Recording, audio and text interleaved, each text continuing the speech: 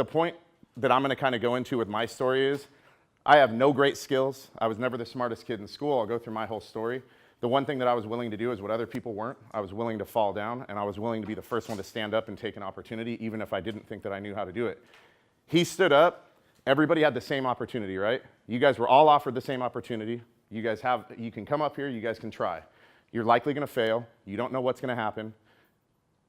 But everyone had an equal opportunity. The guy that stood up first, the guy that was up here and willing to take a risk, has $100. Everyone else put your hands up, you don't got $100. So that's the first lesson, and hopefully we're able to take something else to the rest of the day. So my name is Larry Nolan. I am not a public speaker, so this is not what I do. I actually don't have a speech. I do this all off the cuff, and basically going to kind of try to roll through with you guys, so hopefully you guys participate. I started off as a high school dropout, 2-time ex-felon, and now I'm a 2-time Inc. 5000 company owner. I own the company that's the 3rd fastest growing privately held company in Los Angeles. I own gyms from Texas to Florida. We're a multinational corporation, and it's all privately held by me. And I don't have a high school education, and I have a mohawk and tattoos. So I walk into meetings just like this.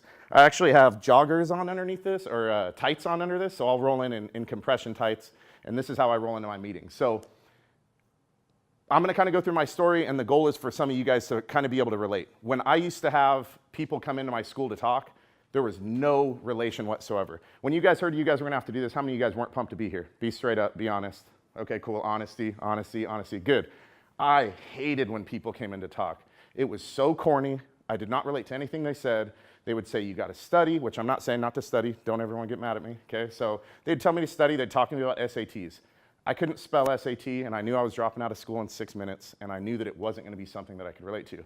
So while I'm not going to tell you guys that those things aren't important, hopefully you guys can relate to some of the other things, and I can be maybe one of those non-public public speakers that you can actually relate to. So I started, as a lot of you guys, kind of from a broken home. Ended up going to Eastside Lancaster, ended up going to school. By the time I was 16, I was kicked out of my house, and I lived on my own, so I took a city bus to school, and I used a fake ID to get a job at 24 Hour Fitness. At that time, you had to be 18 years old to be a personal trainer. So everyone else was getting fake IDs to go to the bar. I got a fake ID so that I could get a job. So I used my roommate's cousin's military ID, got a job at 24 Hour Fitness, so I'd take a bus to school, and I'd take a bus to the gym, and I started training. I did that for a period of time, and I'd rather party, so I did that, and I stopped taking the bus to school, and I started partying and just going to work. Ended up in trouble, ended up in two physical altercations that permanently injured people, and then stole a bunch of stuff, and was in the newspaper out here for all the wrong reasons, and they ended up trying to give me 15 years in prison, make an example out of me, the thug that came from Lancaster, and beat everybody up and stole everybody's stuff. Not how I pictured myself, but the newspaper did a really good job of making that the case. And so went through a long, long court process, ended up getting less prison time or less jail time, but ended up still getting 2 felonies and ended up in jail.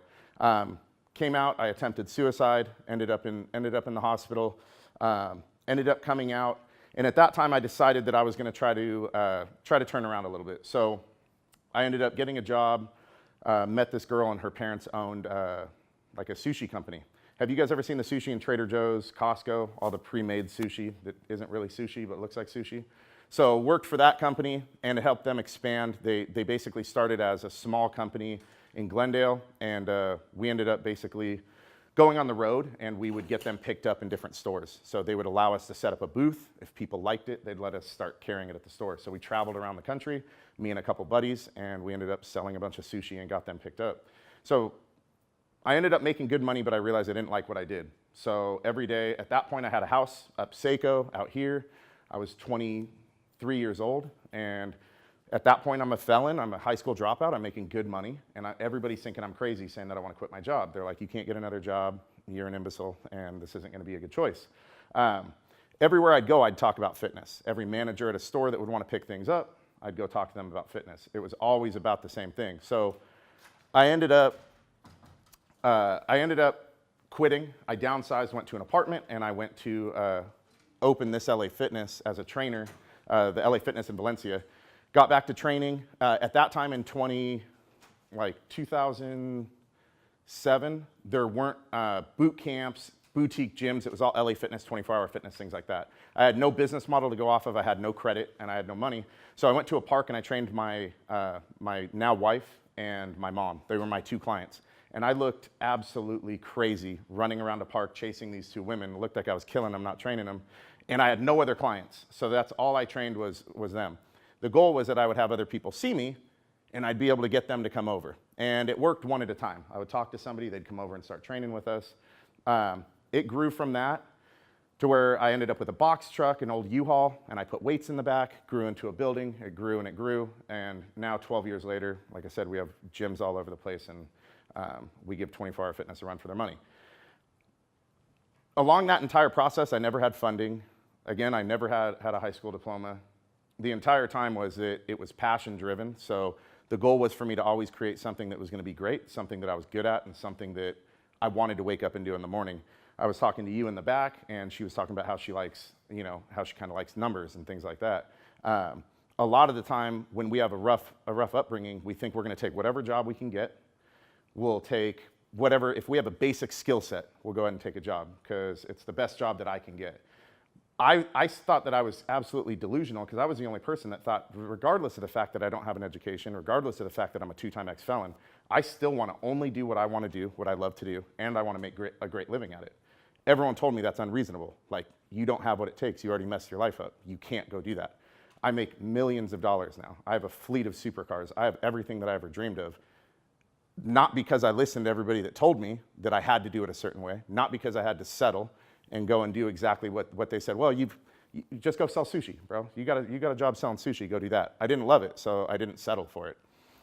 The main mission that I do, I have a podcast now called the Go Hard Podcast, and the main point of it is to try to hit people like you guys, try to hit other people that have had stumbling blocks along the way, to say, if you guys end up with a high school education and you don't end up in Harvard, it doesn't mean that you can't end up doing the same things that you wanted to do originally.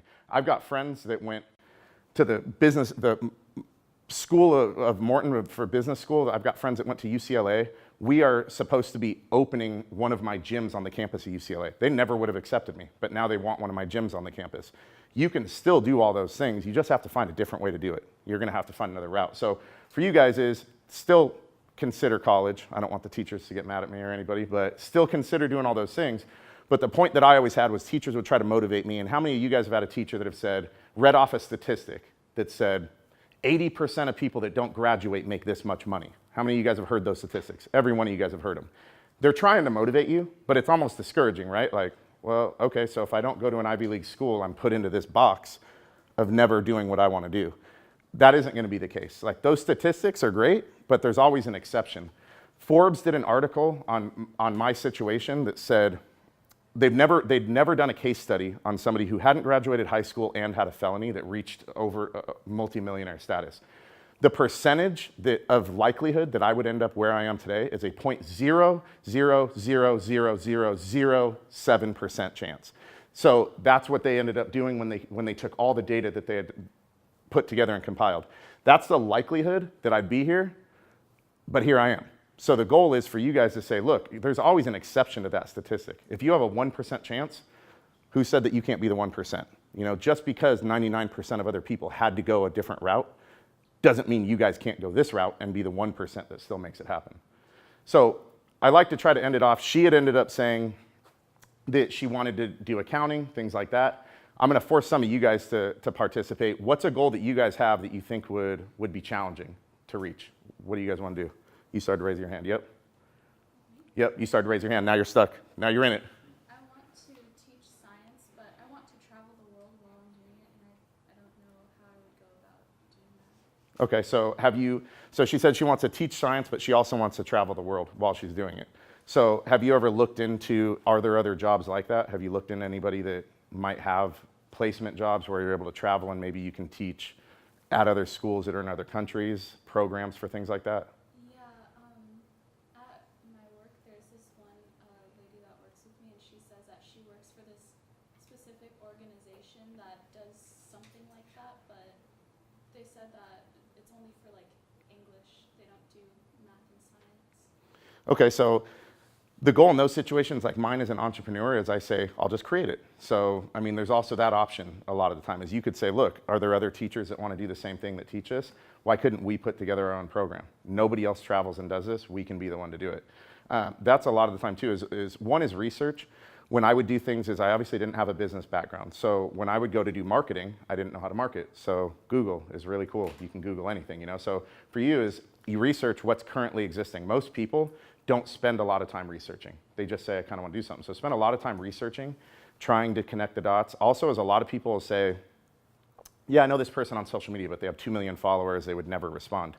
You never know who will respond. Always plant those seeds and reach out and ask somebody. If there's a corporation or somebody that does it, reach out and ask them. And if it doesn't exist, be willing to create it. So I have 5 patents on different pieces of equipment. Again, I never graduated high school and I've engineered 5 patented pieces of equipment. It was because it was necessary and nobody made it, so I said I'll make it. So always have the willingness to say that I'll do it. If you saw the way that it started, it was chicken scratch on an envelope. So whatever the thought is, put it down on paper, start researching, and literally just take one step after another. Cool, this is my idea, this is what I want to do, and just continue to work down. And there's always a way. If it doesn't exist, like I said, you say, great, I'll be the first one to exist it. You're probably not the only one that wants to travel and teach. So you could create something if somebody else doesn't do it. So who else has an idea of something that they want to do? We got 2 hours, so you guys get comfortable sharing. I'm not going to be the only one up here talking about myself. Yep. Like mechanic shop. Like I want to work on cars, but I'm not in a shop. Okay, cool. So what kind of cars? Like performance cars or Classics. classics? Okay, cool. So what are some of the obstacles that you think that you would face trying to do that? I don't know. Right now, on like Saturday, I'm going in to talk to. His name's Aaron, but he owns his own shop. I'm gonna go talk to him and see if I can get a job under him for now. But I don't really know that. Yeah, that's genius. I mean, it seems like that's a simple solution, but it's the best solution. I'll tell people, I've had people that worked with me for 2 months that went off to start a business and are like, I learned more in 2 months there than 4 years of business school. It's because it's direct application to exactly what you're wanting to do. So for you guys, if there's anything that you want to do, an internship or even a low-level job, working anywhere that you want to work and being willing to ask questions, you can learn so much from any position. I've got a guy that works the front desk at one of my gyms, and he has a notebook like this thick of ideas that he writes down every shift, and he comes to me and asks me, like, how could I make this work? Or how could I apply this to your business? Why don't you do this? He's picked my brain for $200,000 worth of advice just by working there at the front desk. So your idea of just going and asking somebody that already has it and then try to get a job is a great way to do it. And then also is just research. So an easy thing that's off the top of your head would be, say, pick 5 of the top shops in California and reach out to them, look at their social media, try to look and see what do they do well, how do they market themselves. You can learn a lot by just looking to see what other people did. Me, as I had no clue what I was doing, so I'd look at gym websites from all over the country, what type of classes do they offer, what type of equipment, what are their rates. Understanding the market and understanding who's doing it well can give you ideas. And the main thing is always do it your way. So a lot of people look at other things, and what I have now is everybody will watch what we do and they copy everything. So obviously you don't want to do that. You want to learn from other people what they're doing that works, but make sure to do it in your own way. And it's always going to be a lot better than trying to follow what somebody's already done. Next idea, we're rattling them off. Yep. Okay, so I know how I said something about accounting, but what I was saying about that is just that one would be easy for me because I'm good at math. But you got me thinking about what like I really wanted to do. I kind of wanted to be a U.S. Marshal. A U.S. Marshal? Okay, so her example is good, is doing something that's easy is what she was saying was just the math. I'm good at math, so I'll do it. I've got friends that do corporate jobs and friends that are entrepreneurs. And I'll tell you, there's a correlating factor between all of them, which is if you're not truly passionate about what you do, you never reach the top. And of course, there's exceptions to every rule, but I'll say that anyone I know, you don't reach the top. Because the amount of work that it takes, for almost 10 years, I had to wake up at 2:30 or 3:30 in the morning, and I'd work till 10 o'clock at night. And I'm not a morning person. And that was every day, and I'd go to a park in a U-Haul truck with dumbbells in the back and train people out of a park. It was freezing, it was raining, it sucked. I did it because I loved what I was doing, even if it was hard. And every day that I didn't want to do it, I also had a love for what the end vision was going to be. So it reminded me every single day of what it was going to be. If you wake up and just do what you're told to do or what you think you're going to be good at, just accept the fact that you're probably not going to reach the top tier of that. You better be settling for middle ground at best, because what's going to be required of you, you're not going to want to do every single day. It's just not going to happen. So for you is, yeah, my advice would be if you really want to do that, figure it out. If you don't have, Mine, I was going to school for administrative justice when I got in trouble, so I kind of had to kick that to the curb because they don't usually hire a lot of felons to be police officers. But if you don't have anything restricting you like that, then start looking into it. Figure out what it is. Do your research. What steps do you have to take to line yourself up now to be a really good candidate to do that? So what's another idea? We'll just knock them all out. We're going to build everybody's success plan right now. Yep.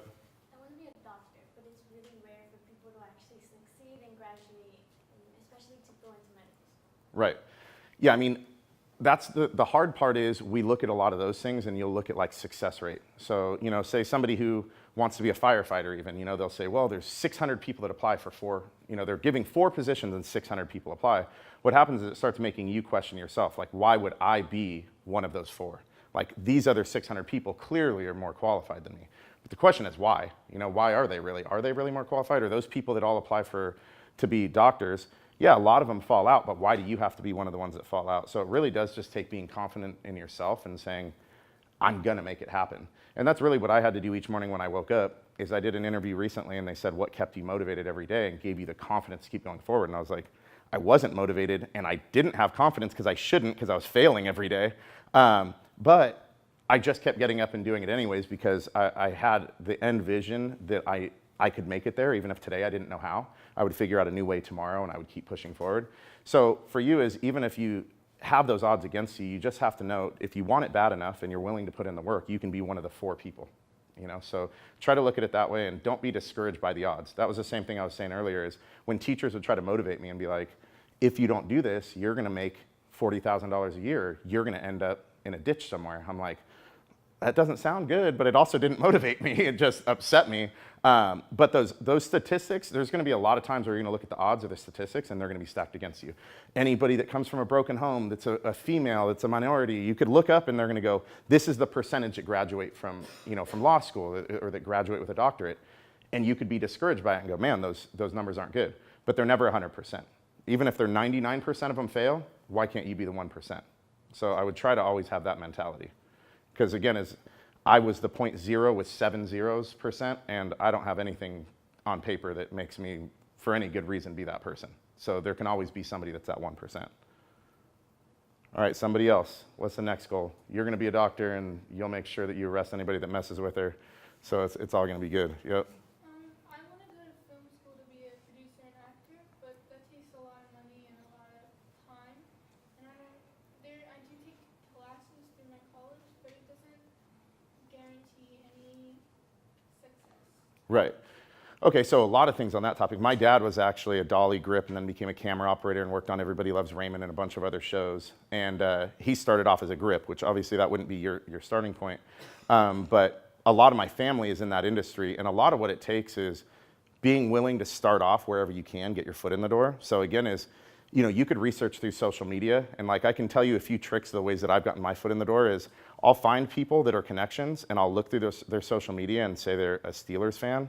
I'll find a Steelers jersey and I send it to them with a note. Hey, you know what? I would love to have an opportunity to be able to do this. I know you're a Steelers fan, let me know. If you reach out to some of these people to try to get an internship, to try to be able to get a PA position or whatever you could do, and you really find a way to stand out like that, don't do the same thing everybody else does. That doesn't work.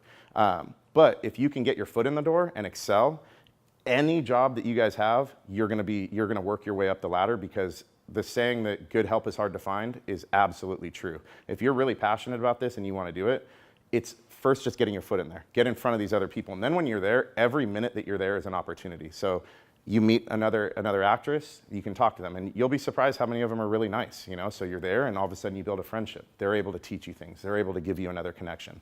So try not to look at it as it's really hard or really expensive, because a lot of it doesn't have to be necessarily the acting schools. A lot of it is just get your foot in the door and start building relationships and connections. And you're going to start to learn better ways. As you talk to those people, they may say, you actually don't need to do that. You could do this.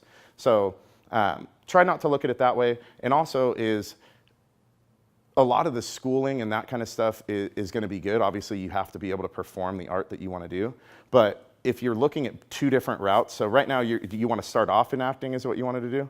Okay, so yeah, I mean, at that point, you have to make sure that you're able to perform the skill. But like, I have a buddy that does a lot of acting, and he just has to show up to a ton of auditions. He outworks everybody because he'll show up to like 10 auditions a day. So like homie drives around all day showing up to auditions, but he gets flown to London, does this stuff. And I'm like, dude, all right, props to you. But he's a crazy hustler when it comes to it. So he is good, but he also really works hard. So even with acting it's the same thing, is some people don't want to show up, is I don't think that I fit that role perfectly. Show up anyways, you never know. And again, you might make a connection or meet somebody else. So that would kind of be my advice on that. I'm not an actor, so I can't give too much advice on it, but yeah, with my family in that industry, that's what I saw, is a lot of those people just started, bringing people coffee. And then all of a sudden they'd be like, hey, you got a good look for this, why don't you try that? I was with my dad on set one day, and I was dressed nice just because I was there with him, and they're like, hey, we need somebody in this scene. I'm like, okay, so I went over there. So sometimes just being in the right place at the right time can give you an opportunity. What other goals we got? The rest of you guys in the room got to have goals. All right, I'm calling you out. Give me yours. Yep, sorry, homie. You got to share it. I want to become a makeup artist, but like the career is like there's like two different sides to it. There's like social media and then like actual like film set like stuff. Mm-hmm. I don't know which one is like more. Yeah, and I mean, you can obviously do both. So like she was saying, she wants to do makeup, but there's two sides to it. There's like the social media, which is like YouTube, Instagram, and those kind of people. And then there's the other side, which is more like movie set and things like that. And some of them do both. But the social media side would be something that you would want to be dedicated to, because it's a totally different thing. You're having to learn that side of it really well. And I have, like, I don't have a huge following, but I have 130,000 followers on Instagram, and it's a job. You have to post at certain times, and you have to know what content, and how many of your followers are female and male, and what do they want to see. So it's a different type of aspect that you would say, do I really want to do that or not? Because you're dedicating a lot of time to that. And then, do I feel like this is something I'd enjoy? Are you going to want to wake up each day and worry about, all right, I got to post this and I got to shoot that? Some people love doing it, some people don't. So again, always bring it back to, what do you truly see yourself doing? If not, the other side, that's what my stepmom actually did makeup for the studios. And again, she started in the same place like I was telling her. She just started by getting her foot in the door. And the more people that she would talk to, it exposed her to those people, and they would give her advice and say, hey, this is going to be a spot that's going to need it. Make sure you're prepared, and I'll send you, on site. This person fell out, or whatever the deal is. So what I would do if I were you is, if you love it, practice your skills, get them to a great place, pick which direction you want. And if it's a social media side, connect yourself with those other influencers and say, even try to get them to teach you some of the tricks. What are the best posting times? What are the best tutorials that you've put up that got the most exposure? How do you get the most reach? So spend your time asking people that are good at it, and really soak up as much knowledge as you can, and then apply it. And if you want to go the other route, same advice like I gave her, is try to get your foot in the door, get in front of the right people. And at that point, you're going to see yourself in front of those people who do it, and who's going to give you better advice than them. This is how I got here. You go ahead and do it. All right, next person. We're going to get everybody's out here. Yep. I want to be a videographer for like Red Bull and like travel around film action schools. Oh, I love it. That job sounds awesome. I want to do that too. Yeah, okay. So what do you think an obstacle would be with that? I guess just networking, but I'm not doing that bad at that right now. I mean, I already got a job up in Maduro across the summer, so That's awesome. I'm kind of working my way up. That's very cool. Yeah, I mean, it's a funny story. I had a guy that actually went to school for video here like 5 years ago, and I started using him to shoot a bunch of my content. And then other top influencers, we did some collaborations for some fitness stuff, and he ended up shooting for them. And then there was a guy that was on set that was a rapper that ended up saying, I need a music video, and he ended up shooting that. Now he's huge. His video's got like 50 million views, and he does amazing. His big thing was, he was like really good. He spent all of his time trying to be better at his craft. He was really, really good at what he did. And his networking wasn't amazing. He just was good at what he did, and he ended up in front of me, and then he ended up in front of the next person and the next person. So for you, I would say, one is obviously the hard part is the competition. There's going to be a lot of people that are going to shoot. They're going to say, I want to shoot for Red Bull. So for you, if you really love it, the advantage that you have is you're passionate about it. So make sure that you deliver on that craft better than anybody else. And if you don't, you're going to probably be somebody, since you like it, the hard work isn't going to be that hard, because you're going to want to get better at that craft anyways. So make sure you can deliver something great. And then a great way for video people is free content. So the girl that I use now, that I pay major money to shoot my content, was a client of mine at the gym, and she shot free videos and sent them to me. And she said, here's a video of your class. And I was like, you actually have skills. That actually looks good. She had, without me knowing, applied 4 times to shoot for us, and I never even saw her application because it didn't have the qualifications that I wanted, so it never made it. But she directly sent me this video for free, and I was like, damn, this video is actually really good. And I said, all right, why don't you come in? We'll do a paid one. The paid one was even better. And now she shoots all my podcasts. She does everything for me. So for you is the best way is if you really feel confident in your work is shoot something and show them a little bit of what you can do. And a lot of the time that can get your foot in the door also for video work. Cool. All right, who's next? Now nobody wants to look at me. All right, you're looking at me, so you're down to share. I'm not really sure what I want to do, actually. Okay, see, so that's okay too. But what are some things that you like? Just rattle them off. You don't even got to think of it. It could be sleeping. I don't know, anything. Rattle it off. Dogs. Dogs? Okay, cool. I like working with people, like just being around people in general, Okay, and I like just problem solving, I guess. problem solving. Okay, cool. So even those three things, putting those three things down, you at least know three things that you really would like to see yourself doing. And now when you start thinking of things that you want to do, make sure that they possess those three things, or at least a couple of them. When I'll talk to a lot of people, ask what they want to do, and they say something that makes money. What is your end goal? So what does somebody have an end goal? How do you picture yourself? Who would be down to share what their end goal would be? Somebody's got to share end goal. All right. You got $100, so now you got to work for me a little bit. So I don't know how far you mean like end goal, but where do you picture yourself waking up in the morning? 15 years from now, 10 years from now, end goal, if everything goes your way, what does the house look like? What does the whole situation look like? Spell it out to me. Walk us through a day in your life at your dream. Don't be shy, it's good. Alright, I want to be like a radiologist, Okay, and I want a family if it's 15 years from now. okay. And I don't know how far to go. Like, Do you picture yourself big house, small house? not huge, Okay, definitely not small, but okay, not a medium house, like a little bit bigger than medium house. okay. So a nice track house or something, like a nice home, okay. And then do you picture yourself cars, any other things? Like what do you see when you picture the dream? What does it look like?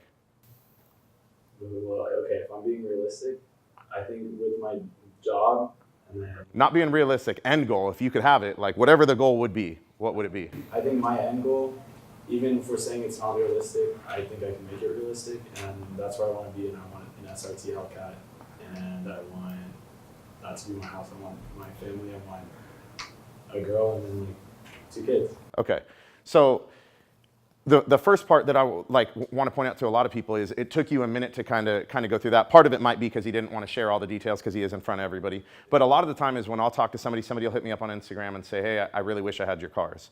And I'll say, why? And they'll say, because they're cool. Well, if I only got my cars because they were cool, I never would have woke up in the morning and did all that because it took way too much to attain that. So I asked them, what's the true reason why you would want to do that? Why do you want the cars? Well, because my friends would think they're cool. I'm like, well, your friends are going to think they're cool for 10 minutes and then they're going to think something else is cooler. So you're going to work as hard as you have to work to buy that car for somebody to think it's cool for 10 minutes.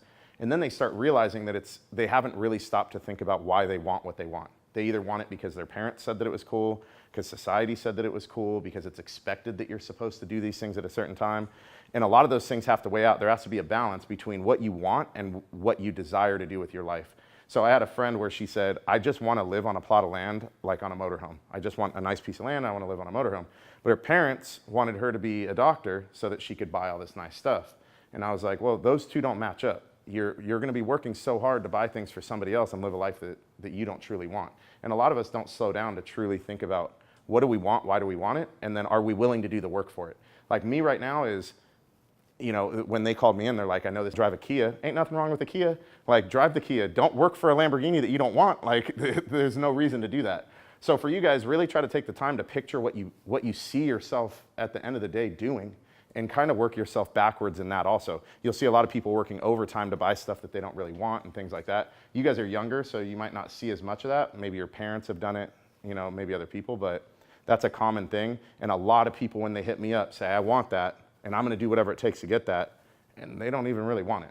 They just want it because they think it's cool. So yours actually seemed like pretty realistic goals. A normal home, being able to have the job, a Hellcat, while it's a nice car, it's not going to kill you to probably be able to buy it, and you could probably have some balance. Because I'll tell you, like my life, I ain't got no balance. It's like wake up at, you know, crack of dawn and work all day long, and so you better really, really want that goal because it's a lot of sacrifice along the way. All right, so you're next. I saw you look after that. Oh, don't try to look away. Well, I want to become a tattoo artist, but I kind of feel discouraged because I feel like if I do go to shops, they won't be willing to mentor me and teach me how to, become a tattoo artist. So right now I'm just trying to work on my portfolio, so it could be really good and it could be a way to convince them that I'm serious about this and Okay. I like your game plan because you want to be able to show them that if they invest time in you, it's going to be worth it. But also look at pretty much anything as a numbers game. Like if you're going to hit up one tattoo artist and hope that they say yes, yeah, it's going to be a toss-up whether they're going to say yes. But if your goal is I'm going to get in front of a tattoo artist that's going to help mentor me, reach out to 100 people. When we were struggling, I lost my house and my cars, and during that period of time, my wife and I were really struggling, so I ended up buying used work trucks. So I would buy these like 1999, 2000 Ford F-150 trucks, and I would buy them for like $1,000 under market value off Craigslist, and then I would sell them for the normal market value, so they would sell quickly, and I'd make $700 or $1,000. Everybody asked, why are you doing it? One, and I said, because I'm broke. And then two is they'd say, how do you do it? And it was a numbers game. I would take a copy and paste, and I would have to hit up 200, 300 people that are selling those trucks within those parameters, and 2 people would hit me back and say, I'm willing to accept that price. So I started realizing at that point is it really does be, am I willing to do the research to find enough of them? Am I willing to email enough people to get 1 or 2 responses to be able to have the end outcome to be able to make that $2,000 that I need for the month to make sure that we survive? For you is look at it the same way. If somebody says no, knock on another door. Somebody says no, knock on another door. Eventually somebody's going to say yes. And you doing what you're doing is going to make it a lot easier because you're doing it with integrity, saying, I want to show you I'm serious. So the right person will say yes also. So don't give up. And when I need my tattoo finished, I'm going to hit you up. So I got extra room, so I'll let you hit something on here. You let me know when you got a gun. I got no shame. I'll let you draw something on me. All right, so who's next? All right, play. Oh, get him. Yep. I don't know. I just want to, I'm really interested in selling houses. Okay, so real estate? Okay, cool. Do you know anybody that does it right now? Actually, I have a family member, but I don't know who's that. Okay, so what makes you want to do it? What makes you enjoy the thought of selling homes? Well, I used to get clothes and shoes for cheap and then flip them. So, Okay, I like it. So you were a young entrepreneur. Yeah, so that's already having your own little business. So you like the idea of taking something and selling it? Okay, so if it's something that brings you joy and you feel like you're good at it, then same kind of thing is find somebody who already does it. Ask them how you could get into that process. And you're young enough to where you could start building it up. And the only thing about selling homes or sales in general is a lot of people fail because it requires time in the beginning to build a downline, and you have to be willing to put in that work. So a lot of people go, man, I didn't make it rich off the first year, so I give up. The greatest people in real estate have been doing it for a long time, and they do it through the hard times too, and it's because they've created a downline. So for you, you're young enough to where get in there now and put in that work so that in a year from now, 2 years, 3 years from now, you've got a good downline of a regular business. So starting young helps for sure. I started my business at 23, and I'm 35 now, and if I had to start it right now, I don't know if I'd survive. So start young. You got more energy, and you can sleep less and wake up and still have energy, and you're less crabby. So. I have a question. So where do you see yourself in 5 or 10 years? Oh, dang, girl's flipping the script. Okay. Oh, she came in with a hook shot. All right. Yeah, I don't know. I mean, right now I try not to set actual goals. So a lot of people ask, how many locations do you picture? Or what do you picture the net worth? Or do you picture selling the business? And a lot of those are the questions that I get. And like I tell them, which kind of correlates with this, is I don't try to set financial goals because I think it takes away from what I've done from the beginning, which is always adding value, and it just happened to make me money. So the goal was never to have a huge business. It was just every day. As a trainer, if I'm training her and she says I have a lower back injury and I don't have a piece of equipment because I'm at a park, it would drive me crazy because I knew I couldn't deliver the service to her that she needed. So then I went inside and I got equipment. And so it's always been based on increase the value, and the money just kind of came. So that's what I've been doing now. I don't have a goal on locations or a goal to sell. It's just continue to check things off my list until I get them all checked off. And then I kind of picture myself, I never want to sell the business. It's never been about money. It's been about passion. So even now people are like, just sell it and live on a beach, and I think I'd go crazy. So I want to continue doing it forever, but I picture myself having somebody take over the strenuous part and showing up to my current locations and all the locations and guest training, working with the owners, and just working in the business instead of. So you would rather be with your clients than be in an office just raking in the money Yeah. and selling franchises? Right. Or even now is like a comparable business to ours, Barry's Boot Camp, just recently got acquired for $100 million. And people say, why don't you try to do something like that? You could live on a beach. When you truly love something, if laying on a beach forever, not for a week or two, because that does sound good, but forever sounds better than what you're waking up to do, you don't truly love it. You're not truly passionate about it. For me is, I get really, really excited when a patent gets approved on a piece of equipment that I know is going to change our business and change the workout experience for all of our clients. It like fulfills me. I get really excited. Working with our clients and hearing them say, I just went to my North County, San Diego location and was talking to the owners, and when I walked out, a girl came up and said, hey, I follow you on Instagram, and I joined this program here, and I was going to take my life the day that I came to this program, and I met somebody, and this turned my life around. I mean, why lay on a beach when you're doing something like that? I mean, that's so much more fulfilling. So yeah, for me is, I don't ever want to stop doing it. I'll be like 80 years old shuffling around the gym, working with people. I'll just be that old weird dude that's shuffling around the gym. So, but yeah, it's when you find your passion, it becomes easy. And the school, I never read a complete book through school. I didn't like anything that I was doing in school. And now, like, I'll do guest speaking at every type of fitness event. I've written a complete sales manual. I've done all these different pieces of equipment. I've worked with some of the top engineers. I have to fly across the country to work with top engineers on designs that I came up with myself. And it's because I was only willing, but I really desired that knowledge. I would sit and spend hours and hours and hours learning on all these things because it's something that I loved. And for you guys, when you find that, that's something that you know you're going to be successful at. Like every classroom that I was in, I was the dumbest kid in class. Now, when we talk about what I do, I'm the smartest one in class because this is the thing that I was meant to do. This is what I'm supposed to do, and things just kind of click. So yeah, I mean, for you guys, always try, if you find that thing where you want to learn, you want to read, you can't get enough information on it, that's likely going to be a sign telling you that's something that you should pursue. So in your business, because you have how many franchises? We have 22 franchises, and then we have like 8 corporate gyms. So do you have to like drive to all these different franchises all the time? I don't have to, but I do, yeah. So most franchises, they'll never meet the franchisor. They'll just end up being flown out to a training course. They'll do like a week-long training course, and then they go and they open their building, and they're assigned to a liaison or someone that'll say, here's how you're supposed to do this. My goal has been that from the beginning, I had good, close personal relationships with every owner, and I made sure that they were knowledgeable and they were successful and they had the support.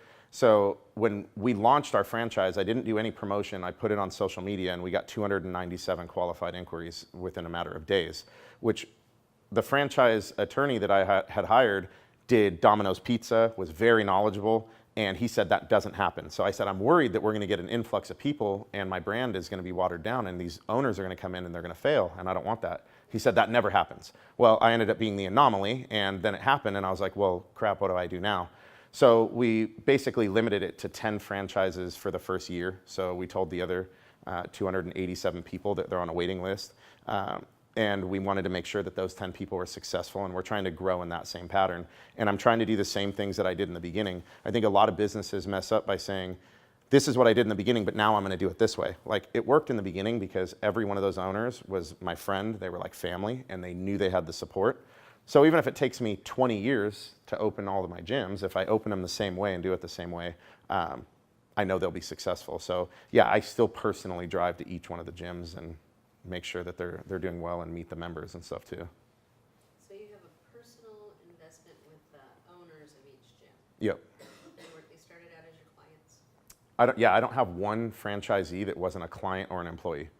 So I try to find, opportunity for them. If they're an employee and they go, I've always dreamed to own a gym, I'm like, cool. Here's going to be the steps. I'm going to help you try to figure out how you're going to do this. Whether it's from funding to their skills. We've had people come in, that's literally that was their goal. And I said, great, you're going to start here, you're going to start making money, and we're going to work through these things to get you to open your location. So yeah, I have a lot of pride in it. Most people from the outside looking in wouldn't care, but I have a lot of pride that there isn't one outside investor. Every single person that owns one of my gyms was a client or an employee that had that as a dream. That's why you're stressing with the kids that they need to find that mentor, that person. Yeah. If that's what you're passionate about, check it out. Yep. Research, find someone who knows. Yep. And there's a big thing. There's a lot of people now say surround yourself with successful people.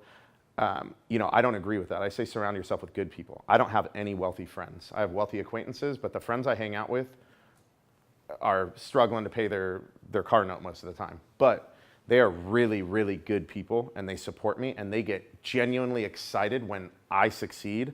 They push me to better myself. They push me to go do the things that I need to do. For you guys, is finding a mentor is incredibly important, but remember that just because somebody has money or success doesn't mean they're somebody that you should listen to. I have a lot of people, I say that there's two types of people that like to see you sit at the table with them, and people that like to sit at the table and look down on you. Most people are the second one, and I see a lot of people, especially young people, go to somebody to mentor them because they make money. They love you to come to them so that they can look great and talk to you about their success, but they're not truly sharing anything with you. They're not invested in seeing you grow. You want to make sure that you find somebody that is excited to see you sit at the table with them. They don't need to be the big boss. They don't need to be the one you look up to. They want to help elevate you so that you guys can look eye to eye. And those are important things. Is finding a mentor is important, but finding that type of mentor. Just because somebody has a nice car or a nice house doesn't mean that they're invested in your well-being, and doesn't mean they're going to give you the right advice. Thank you. That's really good. Yeah. Anybody else have any questions for Larry? Wait, so what's the name of your gym? Hardcore fitness. Yep, and then hardcore nutrition is the supplement line. Yep. And then what's your Instagram? Hardcore Fit Larry. Hardcore Fit Larry. Yep. Yeah, if you guys have questions, you guys can hit me up on there. And I was telling her I could send some of you guys out some products and stuff too. I've got extra stuff in the warehouse. Our warehouse is actually right across the street, so it works out good. I could just like throw it through your window, just toss it in over here. Yeah, if you guys have other questions, hit me up. Like, I'll always respond. So if you guys need advice on anything, or if you become a famous actress, or anybody else, you become good at videography, you guys better kick me back with something. So, all right, don't forget us small people when you guys become successful.